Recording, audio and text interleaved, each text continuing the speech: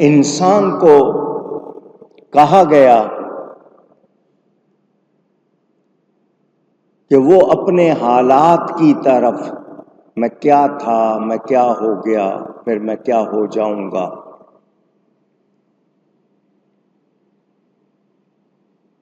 وہ اللہ تعالی کو پہچان لے اور اس کے قریب ہو جائے۔ وَمَا خَلَقْتُ الْجِنَّ وَالْإِنسَ إِلَّا لِيَعْبُدُونَ، جن اور انسانوں کو کیوں پیدا کیا؟ اللہ کی عبادت کے لیے، اللہ کی پہچان کے لیے، اللہ کو پہچانے۔ تو جو اللہ کی پہچان سے ہی دور ہے، بتائیے کیا اس نے اپنے مقصد تخلیق کہ کیوں بنایا گیا ہے، کیا اس کو پہچانا، سمجھا؟ وہ وقت گزار رہا ہے، آیا، کھایا پیا، سویا، چلا گیا۔ میرے دوستوں اور بزرگوں، جتنا اللہ پر یقین بڑھتا جائے گا اتنا تمہاری زندگی بہتر ہوتی جائے گی۔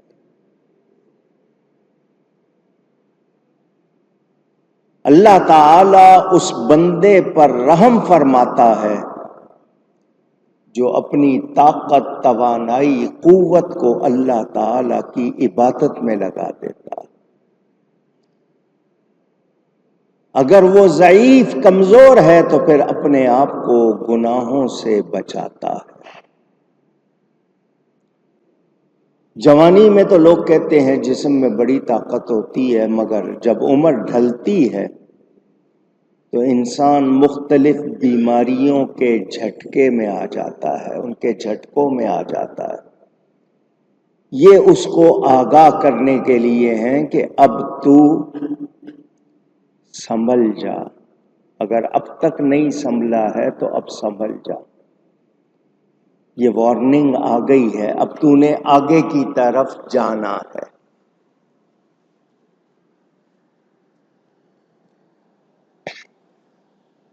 بہت شکریہ، آپ لوگ مجھے پھولوں کے ہار پہناتے ہیں، اللہ آپ کو جزائے خیر دے، مگر وہ اتنے گیلے ہوتے ہیں کہ اگر میں پہنے رکھوں تو میرے کپڑوں پہ پانی آ جائے، داغ لگ جائے گا، اس لیے زیادہ دیر نہیں پہنتا۔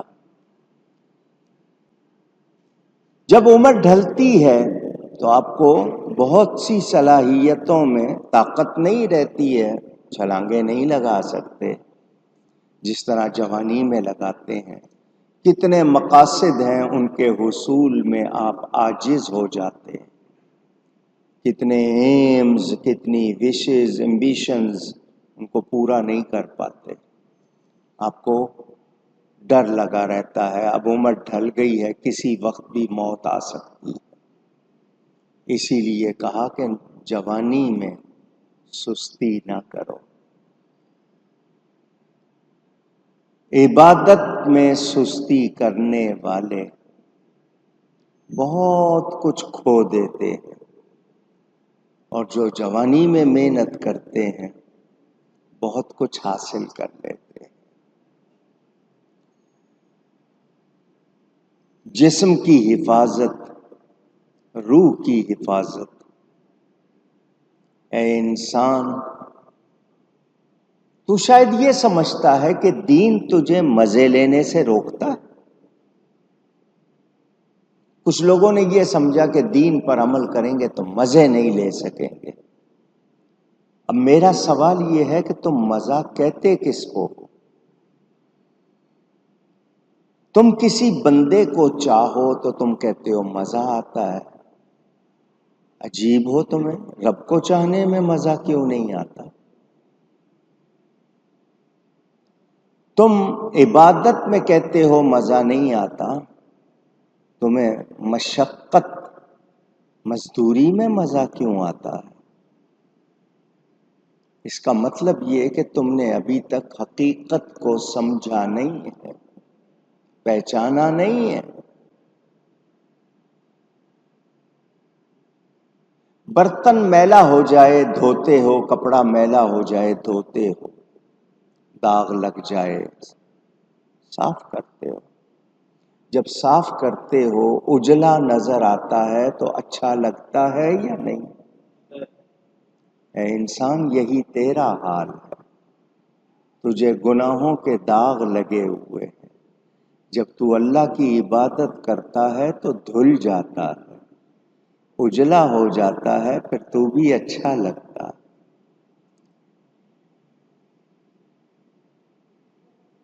دنیا کی مجھے بتائیں، شریعت کیا آپ کو حلال کھانے پینے سے روکتی ہے؟ حلال کمانے سے روکتی ہے؟ نہیں۔ لیکن آپ کو حرام میں مزہ آ رہا ہے تو آپ اپنے آپ کو پہچانے کہ خرابی تو آپ میں ہے۔ گناہ میں آپ کو لذت ملتی ہے تو نیکی میں کیوں نہیں مل رہی؟ تو خرابی تو آپ میں ہے۔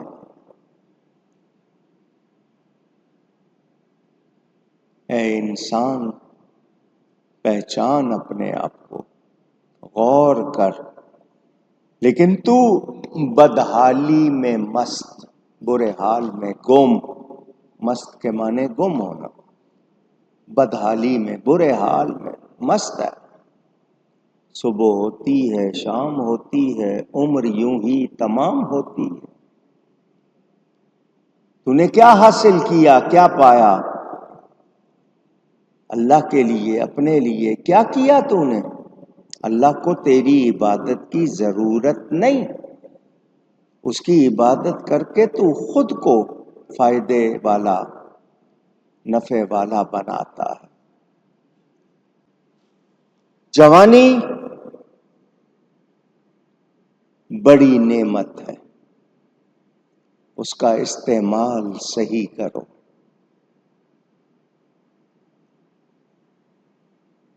میرے دوستوں اور بزرگوں، ہم اچھی طرح جانتے ہیں کہ ہم نے دنیا میں بہت تھوڑا سا وقت گزارنا ہے۔ کن فی الدنیا کا انکا غریب، دنیا میں اس طرح رہو جیسے اجنبی یا مسافر۔ پلیٹ فارم پہ ہیں، ٹرین آئے گی، چلے جانا ہے، ہمیشہ یہاں رہنا۔ محل بنانے والے تجھے نہیں پتا کہ تو اس میں رہے گا بھی یا نہیں۔ درخت لگانے والا خود اس کا پھل کھائے گا بھی یا نہیں۔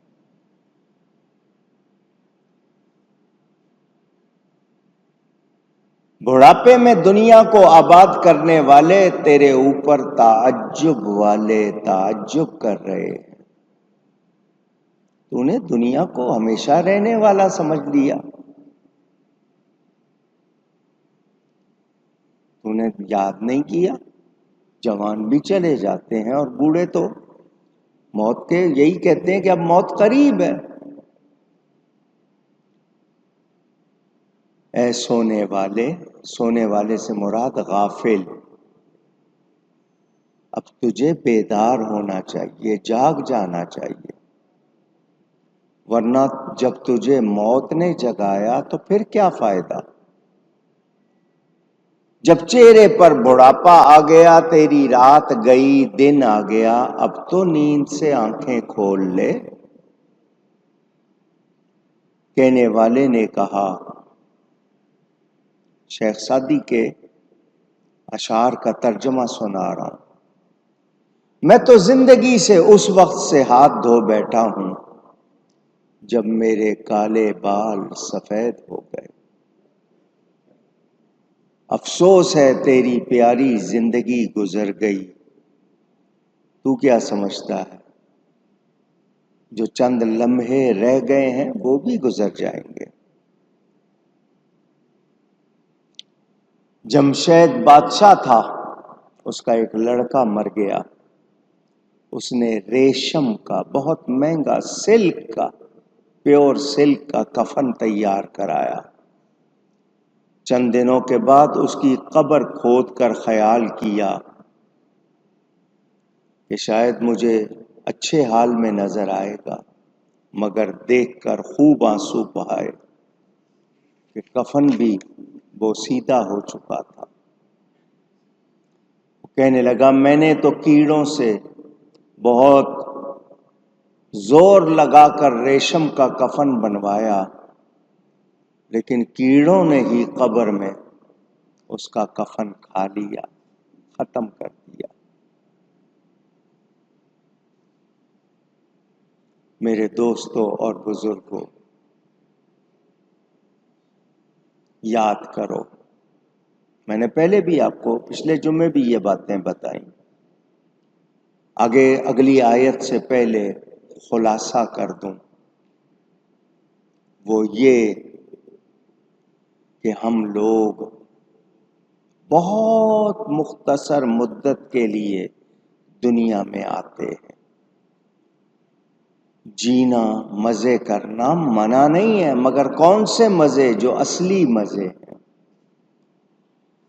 اب بچے کو دیکھتے ہو ساحل پر، سمندر کے کنارے ریت سے گھروندے بناتے ہیں، ریت جمع کر کے محل بناتے ہیں۔ آپ ہنستے ہیں کیونکہ آپ کو پتا ہے پانی کا ایک ریلا آئے گا اور اس کا محل بہہ جائے گا۔ سینڈ کاسل بولتے ہیں نا اس کو۔